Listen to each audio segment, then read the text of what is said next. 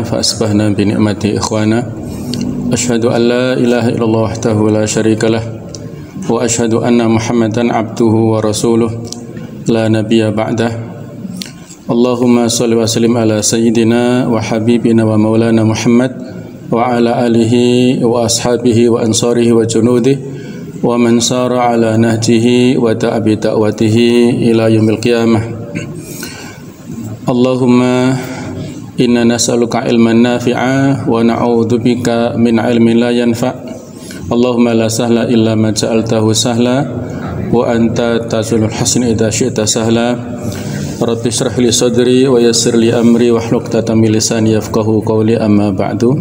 Para jamaah, Bapak Ibu sekalian rahimakumullah, marilah kita teruskan seri kajian tentang kisah-kisah yang ada dalam Al-Qur'an, yaitu kita sampai pada kisah Nabi Saleh alaihissalam, di mana kalau kita lihat dari sisi kondisi sosiologis dan geografis, Nabi Saleh alaihissalam ini memiliki ayah yang bernama Ubay dan kakeknya bernama Asif bin Masih, dan memiliki dua orang adik yang bernama Anar dan Asqal.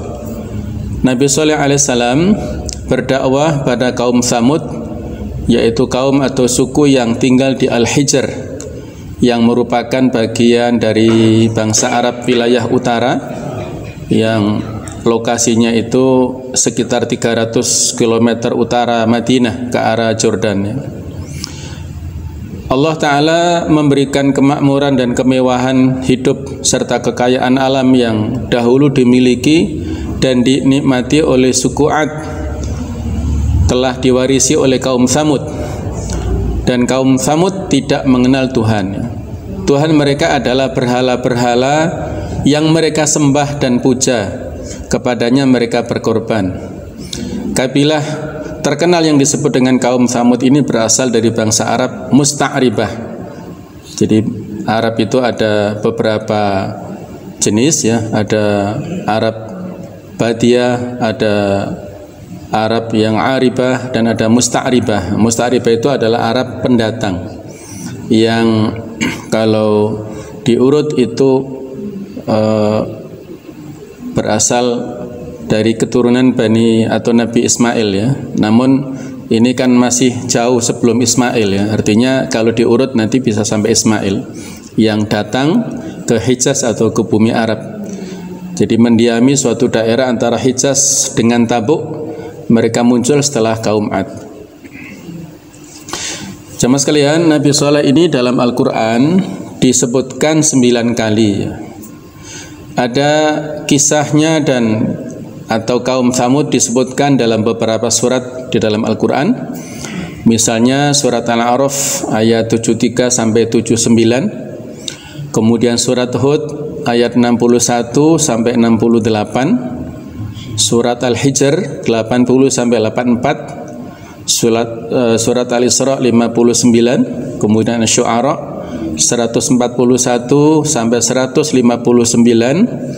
surat An-Naml 45 sampai 53, surat Fussilat 17 dan 18, surat Al-Qamar 23 sampai 32, dan surat Asy-Syams ayat 11 sampai 15.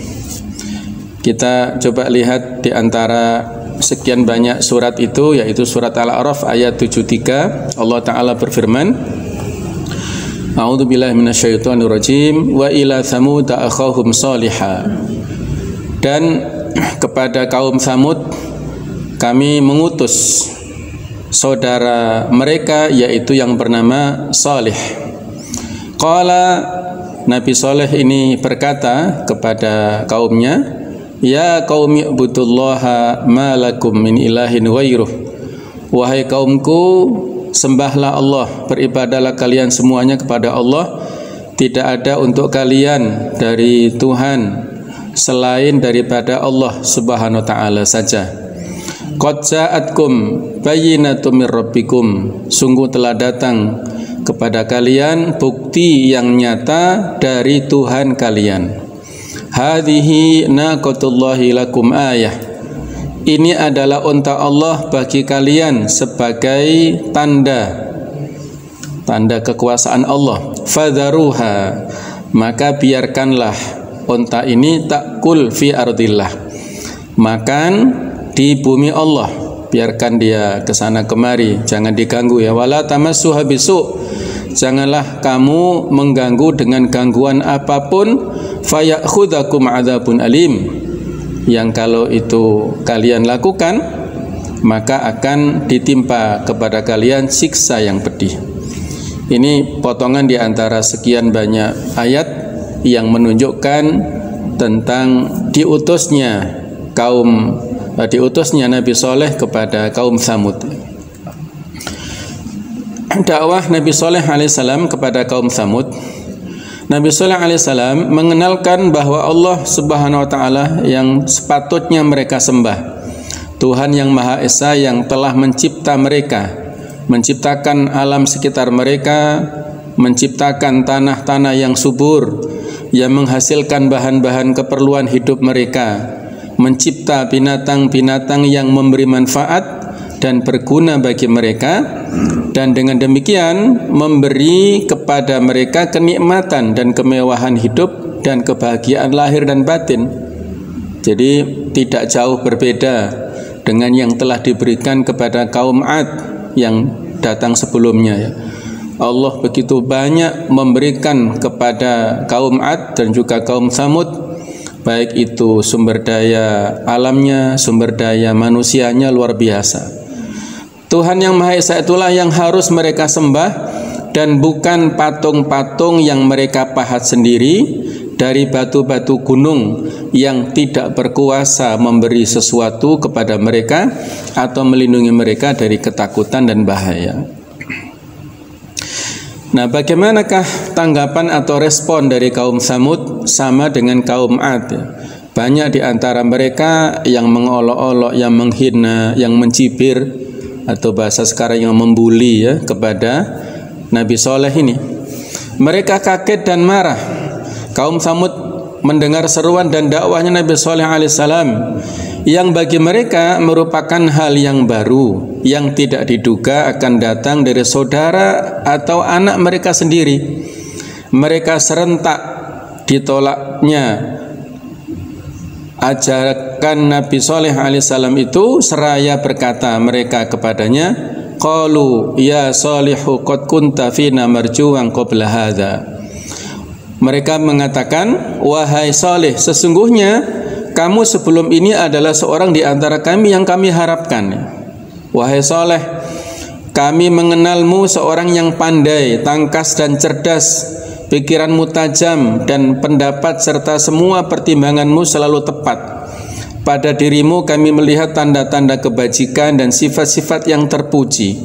Kami mengharapkan dari engkau sebetulnya untuk memimpin kami menyelesaikan hal-hal yang rumit yang kami hadapi, memberi petunjuk dalam soal-soal yang gelap bagi kami, dan menjadi ikutan dan kepercayaan kami dikala kami menghadapi krisis dan kesusahan.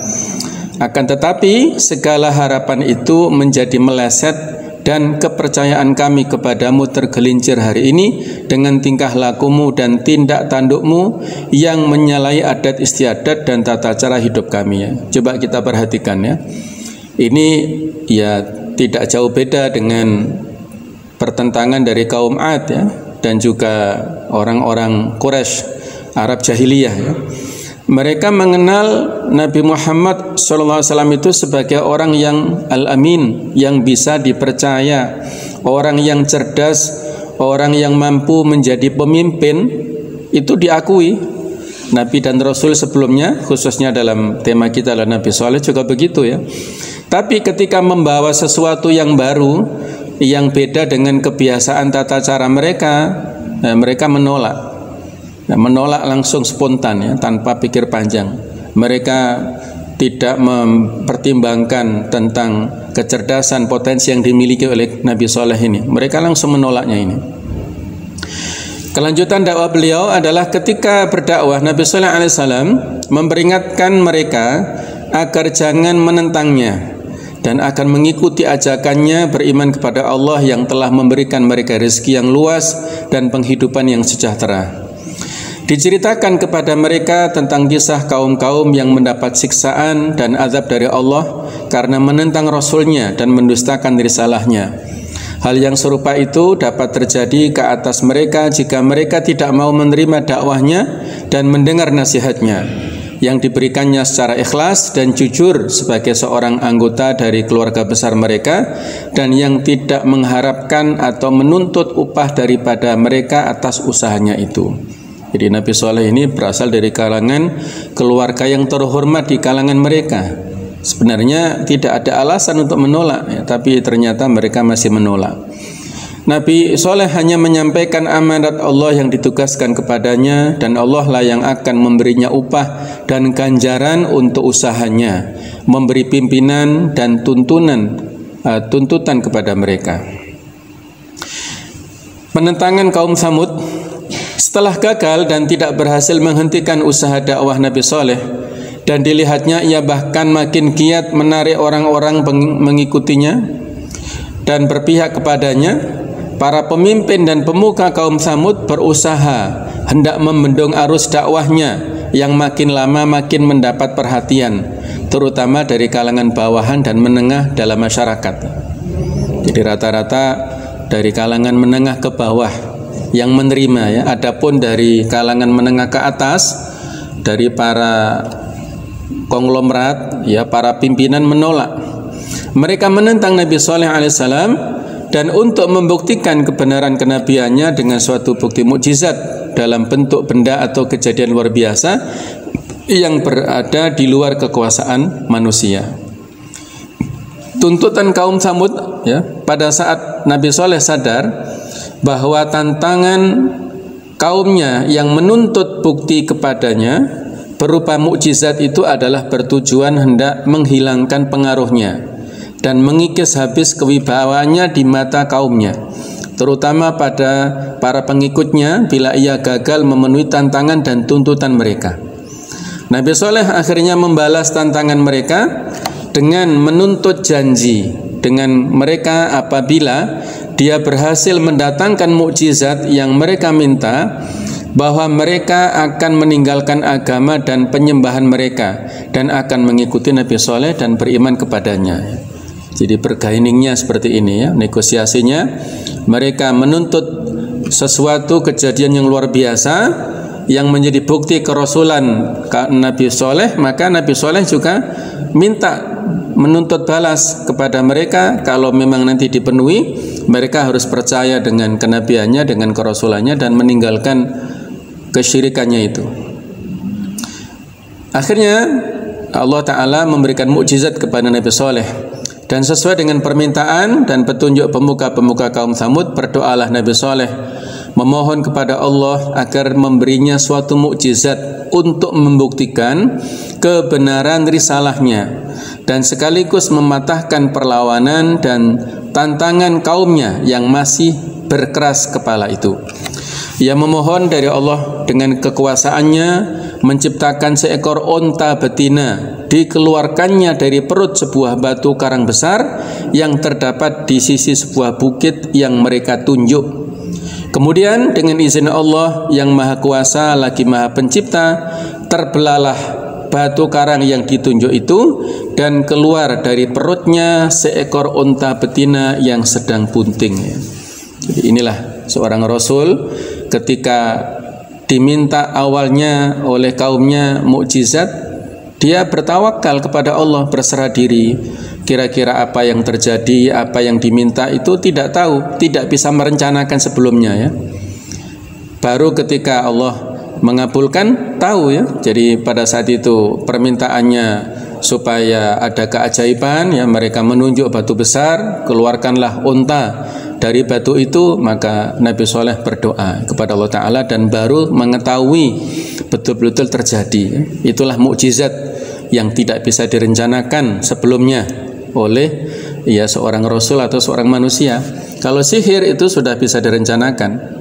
Nabi Musa ketika ditantang oleh para tukang sihirnya Fir'aun juga awalnya ada unsur-unsur groginya, ya, tapi Allah memberikan wahyu supaya percaya diri dan menunjukkan prosesnya, akhirnya bisa mengalahkan para tukang sihirnya Fir'aun itu.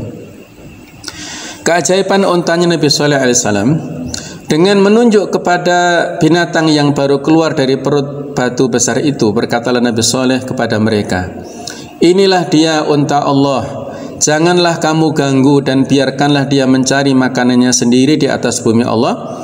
Dia mempunyai giliran untuk mendapatkan air minum dan kamu mempunyai giliran untuk mendapatkan minuman bagimu dan bagi ternakmu juga, dan ketahuilah bahwa Allah akan menurunkan azabnya apabila kamu mengganggu binatang ini ya. Mereka pun mulai menyaksikan kejadian yang agung, pemandangan yang luar biasa, kekuatan yang dahsyat dan bukti yang sangat terpercaya, sehingga banyak di antara mereka yang beriman. Namun sebagian besar dari mereka tetap kafir, tersesat dan keras kepala. Ketika itu terjadi, mereka sepakat bahwa unta itu tetap bersama mereka dan dibiarkan agar makan dan minum apa saja yang dikehendaki. Dan unta ini minumannya cukup banyak sehingga menyedot potensi sumber daya air di sana. Kehadiran unta itu dianggap mengganggu. Kemudian berkeliaranlah unta tersebut di ladang-ladang dan memakan rumput sesuka hatinya tanpa mendapat gangguan, dan ketika giliran minumnya tiba, pergilah unta itu ke sebuah perigi yang diberi nama perigi unta dan minumlah sepuas hatinya. Dan pada hari-hari giliran unta Nabi Shalih itu datang minum, tiada seekor binatang lain berani menghampirinya. Hal mana menimbulkan rasa tidak senang pada pemilik-pemilik binatang itu yang makin hari makin merasakan bahwa adanya unta Nabi Shalih di tengah-tengah mereka itu merupakan gangguan laksana duri yang melintang di dalam kerongkongan. Jadi mengganggu eksistensi dari binatang-binatang yang lainnya. Akhirnya mereka melakukan upaya konspirasi ya. Para tokoh kaum Tsamud sebagaimana biasanya ya, ketika memuncak kemarahan mereka melakukan muamarah konspirasi. Jadi di dalam kota itu sendiri terdapat 9 tokoh yang menjadi setan ya, setan dari golongan manusia di tengah-tengah bangsa Tsamud. Mereka selalu menentang dengan keras segala yang dibawa Nabi Shalih alaihissalam. Mereka menghalangi manusia dari jalan Allah Azza wa Jalla dan berbuat kerusakan di muka bumi. Nabi Shalih alaihissalam telah memperingatkan bangsa Tsamud untuk tidak menyembelih unta tersebut tatkala melihat kesombongan dan penentangan mereka terhadap al-haq. Pertama kali yang dilakukan orang-orang jahat itu adalah bermusyawarah, mencari kesepakatan untuk bersama-sama menyembelih unta itu. Mereka pun setuju, lalu bangkitlah salah satu kabilah paling celaka di antara mereka. Ini bisa kita baca di surat Asy-Syams ya. Kadzabat Tsamudu bitaghwaha idzim ba'atsa ashqaha. Nah, ketika bangkit orang yang paling celaka di antara mereka.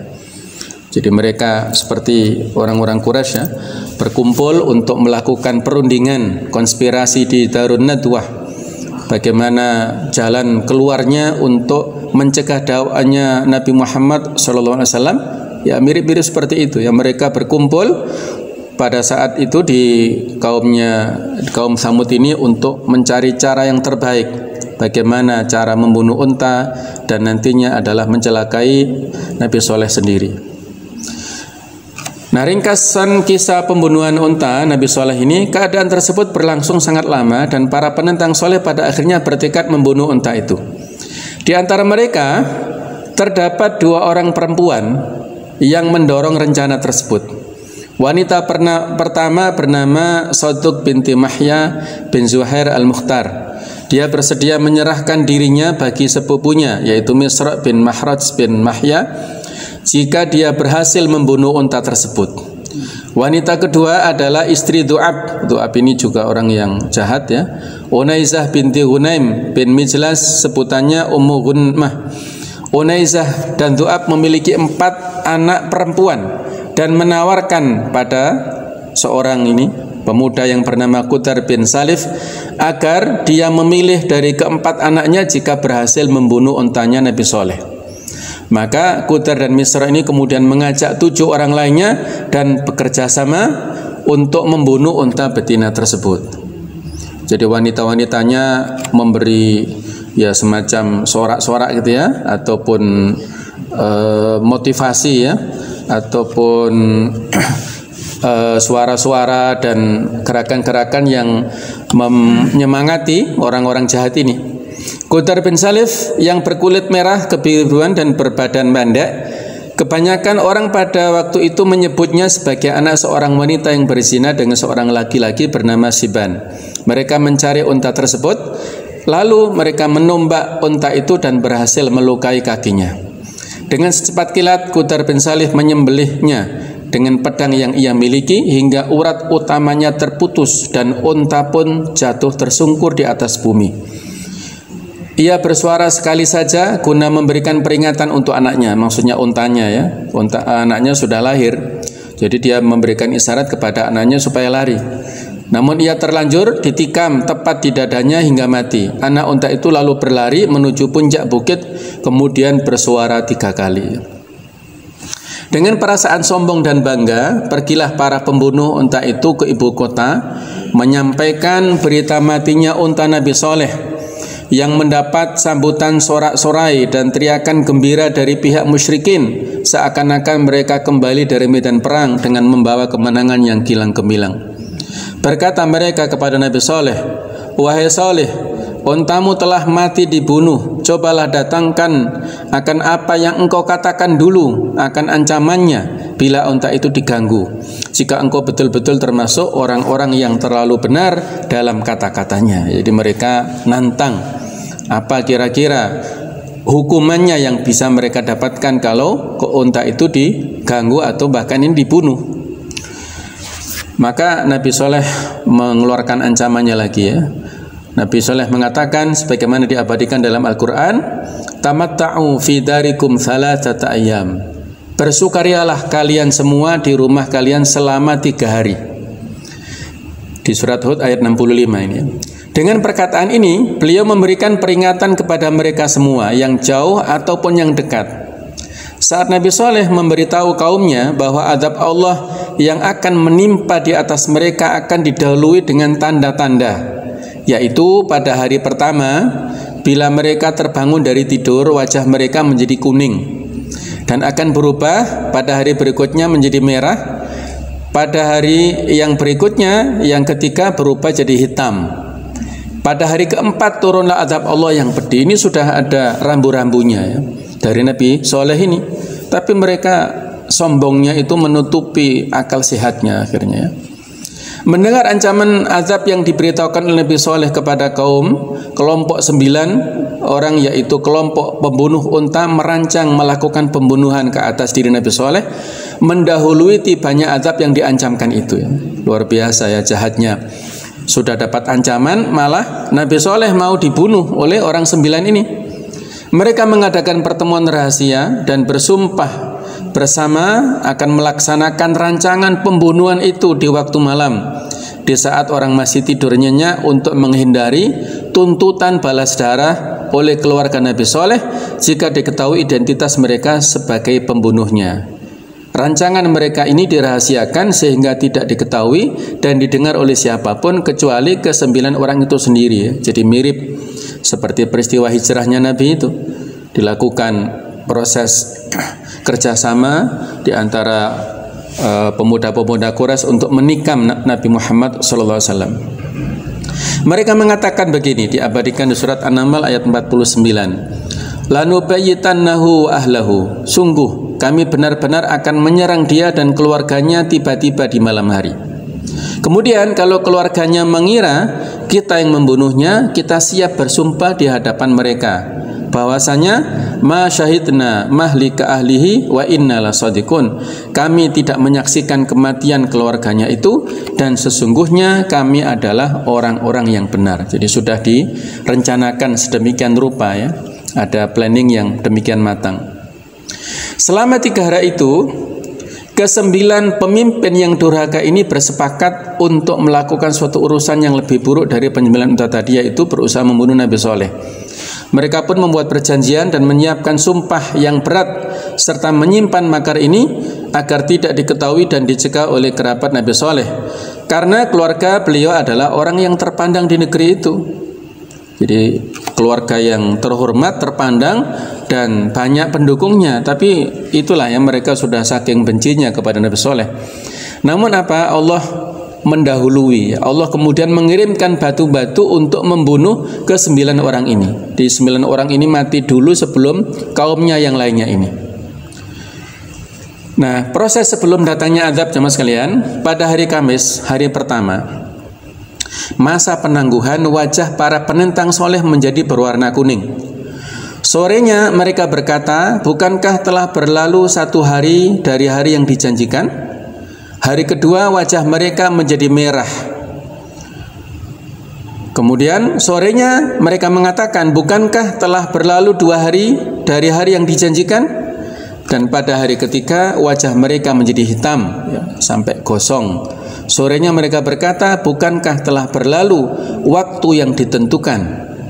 Akhirnya azab, ya, yang diterima oleh kaum Tsamud ini penentang soleh, sebagaimana dimaktub dalam Al-Quran, beberapa ayat ini ada 3 macam, yaitu ada berupa gempa di surat Al-A'raf ayat 78. Yang kedua suara keras yang mengguntur, yang menurut riwayat ini adalah suara dari malaikat Jibril atas perintah Allah Ta'ala di surat Hud 67. Dan yang ketiga sambaran petir, surat Fussilat ayat 17. Jadi saling kolaborasi, ya, dari 3 siksaan Allah Ta'ala ini. Setelah berakhirnya batas waktu 3 hari itu, datanglah sebuah teriakan mengguntur dari atas dan gempa dahsyat dari bawah mereka. Akhirnya bangsa Tsamud mati bergelimpangan. Allah Azza wa Jalla selamatkan Nabi Soleh alaihissalam dan orang-orang yang beriman bersama beliau. Beliau pun meninggalkan mereka seraya berkata, ya qaumi laqad ablagtukum risalata rabbi wa nasahtu lakum walakin la tuhibbunan nasihin. Wahai kaumku, sesungguhnya aku telah menyampaikan kepada kalian risalah Rabbku dan aku telah memberi nasihat kepada kalian, akan tetapi kalian tidak menyukai orang-orang yang memberi nasihat. Jadi sudah dikasih peringatan, sudah dikasih banyak sekali nasihat-nasihat, namun mereka tidak mau menerimanya. Akhirnya mereka menanggung sendiri akibatnya, ya. Ada beberapa pendapat jamaah sekalian tentang atau mengenai tepatnya waktu kedatangan azab yang menghancurkan kaum Tsamud penentang Nabi Soleh. Buya Hamka menjelaskan, yaitu pada petang hari ketiga. Pada saat itu terdengarlah suara pekik yang amat hebat, maka pecahlah telinga dan perut yang mendengarnya. Sementara Imam Ibnu Katsir berpendapat bahwa azab datang pada hari keempat setelah matahari terbit. Wajah mereka menjadi gosong pada saat itu. Kemudian datang suara keras dari langit dan goncangan dahsyat dari bumi. Para penentang soleh dari kaum Tsamud kemudian mati bergelimpangan dan menjadi mayat di rumah-rumah mereka sendiri, ya, di rumah masing-masing. Lihatlah betapa kaum Tsamud menjadi binasa, hancur, bahkan tersapu bersih di atas bumi karena dosa dan pelanggaran perintah Allah yang dilakukan oleh beberapa orang pembunuh unta Nabi Soleh. Disinilah letaknya hikmah perintah Allah agar kita melakukan amar ma'ruf nahi mungkar. Ini karena dengan melakukan tugas amar ma'ruf nahi mungkar yang menjadi fardu kifayah itu, setidak-tidaknya kalau tidak berhasil mencegah kemungkaran yang terjadi di dalam masyarakat dan perlindungan kita telah membebaskan diri dari dosa menyetujui atau merestui perbuatan mungkar itu. Jadi kalau seperti dalam hadis hadithus safinah, ya. Jadi kita seperti tinggal di kapal. Kalau ada kapal zaman dulu, ada yang bawah, tengah, ada yang atas. Kalau yang bawah ingin ngambil air harus melewati tengah dan ke atas untuk mengambil air dari laut. Kalau seandainya yang bawah itu bolongi kapal, sementara orang yang melihat tidak mencegahnya, maka kapal menjadi bocor, ya. Yang tenggelam bukan hanya yang bolongi, tapi yang melihat, yang membiarkan, bahkan seluruh isi kapal itu tenggelam semuanya. Itulah fungsi amar ma'ruf nahi mungkar.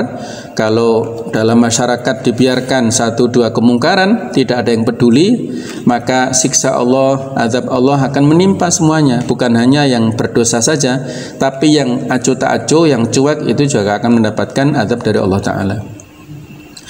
Nah, setelah datangnya azab, disebutkan bahwa tidak ada penentang Nabi Soleh yang selamat kecuali seorang budak perempuan bernama Kalbah binti Asalq.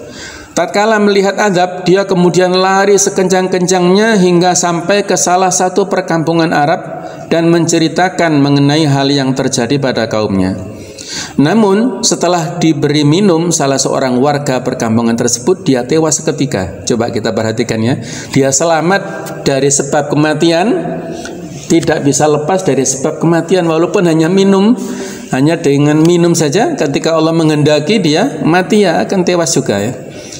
Dalam riwayat lain disebutkan bahwa ada seorang dari kaum Tsamud yang tidak terkena azab pada saat kejadian, yakni seorang laki-laki bernama Abu Righal yang sedang berada di Al-Haram Mekah.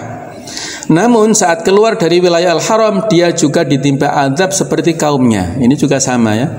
Dia aman dari sebab kematian yang pertama, tidak bisa lepas dari kematian yang berikutnya. Kalau Allah sudah mentakdirkan seperti itu, tidak bisa lepas.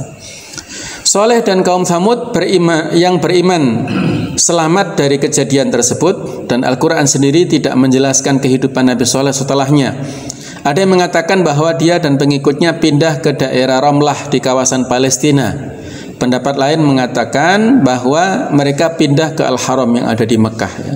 Allah alam bisawab bagaimana sejauh mana kebenarannya ya. Dalam sebuah hadis sama sekalian, Imam Ahmad berkata dari Abdullah bin Umar, ia berkata, Rasulullah SAW datang kepada banyak orang pada tahun terjadinya perang Tabuk, dan bersama mereka menyaksikan bebatuan yang berada di rumah Tsamud. Orang-orang itu mengambil air dari sumur-sumur yang airnya dipakai untuk minum kaum Tsamud. Mereka membuat adonan dan memasang panci-panci untuk memasak daging. Namun Rasulullah SAW memerintahkan mereka agar menumpahkan isi panci-panci itu dan memberikan adonan kepada unta. Beliau lalu berangkat bersama mereka hingga sampai di suatu sumur yang digunakan untuk meminumkan unta. Rasulullah SAW melarang mereka masuk ke tengah-tengah kaum yang ada di situ karena khawatir akan tertimpa apa-apa yang pernah menimpa mereka dulu ya. Beliau bersabda, sungguh aku khawatir kalian semua tertimpa sesuatu yang telah menimpa mereka, maka janganlah kalian bergabung dengan mereka. Jadi situsnya masih ada pada saat itu, sehingga beliau saking khawatirnya dengan masa lalu yang terjadi pada kaum Tsamud, khawatir jangan-jangan sahabatnya terkena ada dampak buruk yang ditinggalkan oleh kaum Tsamud dulu ya. Berarti ini menguatkan kesohihan kisah yang terjadi pada kaum Tsamud. Jamaah sekalian, ada beberapa faedah yang bisa kita ambil dari kisah Nabi Soleh ini. Yang pertama, bahwasanya dakwah para nabi itu semuanya adalah satu, visi misinya satu, yaitu mencapai kepada dakwah tauhid. Barang siapa mendustakan salah satu dari mereka, berarti mendustakan seluruh nabi dan rasul. Karena artinya mereka mendustakan al-haq yang disampaikan oleh masing-masing rasul tersebut. Oleh karena itu disebutkan dalam setiap kisah para nabi, baik itu kaum Nabi Nuh telah mendustakan para rasul, kaum Ad telah mendustakan para rasul, kaum Tsamud telah mendustakan para rasul, dan seterusnya. Walaupun mereka mendustakan nabinya sendiri, tapi dikatakan mendustakan rasul-rasul yang lainnya. Yang kedua, faedah lain adalah bahwa siksa Allah Azza wa Jalla itu datang menimpa umat-umat yang melampaui batas di saat kedurhakaan dan kejahatan mereka sudah demikian memuncak. Kekafiran dan pendustaan mereka benar-benar pantas untuk dibinasakan. Kepastian kebinasaan mereka adalah ketika kejahatan mereka benar-benar sudah sedemikian parah ya.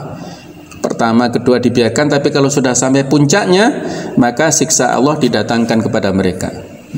Yang ketiga, sesungguhnya Allah Azza wa Jalla benar-benar mengawasi dan memberi tangguh, kemudian sekali lagi memberi tangguh sampai ketika dia ingin mengadab mereka, Allah mengadab dengan adab dari yang maha perkasa lagi maha kuasa.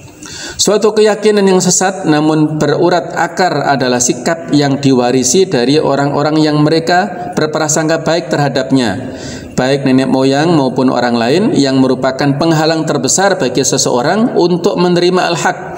Yaitu apa? Sikap menerima kebenaran hanya datang dari nenek moyang atau bapak-bapak mereka. mereka turun-menurun ya, dari keyakinan, tradisi dari nenek moyang diterima. Yang baru yang dirasa itu aneh ditolak, padahal belum tentu yang didapatkan dari kakek nenek moyangnya itu benar. Oleh karena itulah alasan utama bangsa Tsamud menentang seruan Nabi Shalih alaihissalam adalah perkataan seperti ini. Atanhana an na'budu ma ya'budu abauna? Apakah kamu melarang kami menyembah apa yang disembah oleh bapak-bapak kami? Umat-umat yang mendustakan seruan para rasul itu semuanya mengatakan hal yang mirip seperti itu, yang sama ya. Inna wajadna aba'ana ala ummatin wa inna ala atharihim muqtadun. Sesungguhnya kami mendapati bapak-bapak kami menganut suatu agama, dan sesungguhnya kami adalah pengikut jejak-jejak mereka. Jalan ini tidak pernah sepi dari orang-orang sesat yang melintasinya. Sesungguhnya jalan tersebut adalah jalan para setan yang senantiasa merintangi manusia dari jalan Allah Azza wa Jalla. Sebagaimana telah diketahui bahwa jalan para rasul itu adalah jalan petunjuk dan kebenaran, maka tidak ada sesudah kebenaran itu melainkan kesesatan. Setiap rasul yang membawa kebenaran berhadapan dengan para penentangnya, itu sudah pasti ya. As-sira' bainal haq wal batil itu sudah pasti selalu terjadi di setiap waktu, setiap zaman. Setiap kita menyampaikan kebenaran pasti ada yang menentang kebatilan tersebut. Nah,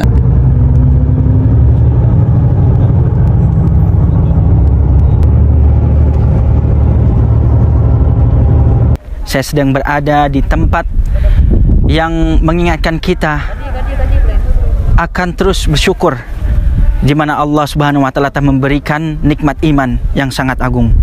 Di tempat ini merupakan tempat peribadatan dari kaum Tsamud. Ya, di mana ketika itu kaum Tsamud menyembah berhala. Ya, di antara tempat-tempatnya adalah di tempat ini. Kemudian dalam surah Al-A'raf Allah Subhanahu wa taala berfirman, "Wa ila Thamud akhahum Salihan qala ya qaumi ibudullaha ma lakum min ilahin ghayruh qad ja'atkum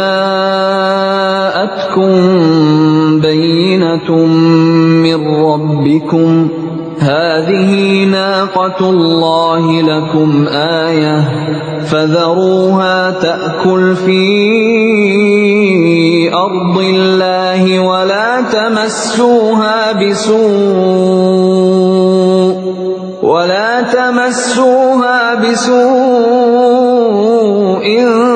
fayakhudhakum 'adzabun alim." Dan kepada kaum Tsamud kami utus saudara mereka Saleh.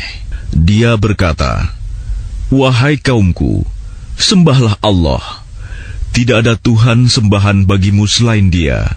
Sesungguhnya telah datang kepadamu bukti yang nyata dari Tuhanmu. Ini seekor unta betina dari Allah sebagai tanda untukmu. Biarkanlah ia makan di bumi Allah. Janganlah disakiti. Nanti akibatnya kamu akan mendapatkan siksaan yang pedih." وَاذْكُرُوا إِذْ جَعَلَكُمْ خُلَفَاءَ مِنْ بَعْدِ عَادٍ وَبَوَّأَكُمْ فِي الْأَرْضِ تَتَّخِذُونَ مِنْ سُهُولِهَا قُصُورًا وَتَنْحِتُونَ الْجِبَالَ بُيُوتًا فَاذْكُرُوا آلَاءَ اللَّهِ وَلَا تَعْثَوْا فِي الْأَرْضِ مُفْسِدِينَ. Dan ingatlah ketika Dia menjadikan kamu khalifah-khalifah setelah kaum Ad dan menempatkan kamu di bumi. Di tempat yang datar kamu dirikan istana-istana, dan di bukit-bukit kamu pahat menjadi rumah-rumah. Maka ingatlah nikmat-nikmat Allah, dan janganlah kamu membuat kerusakan di bumi.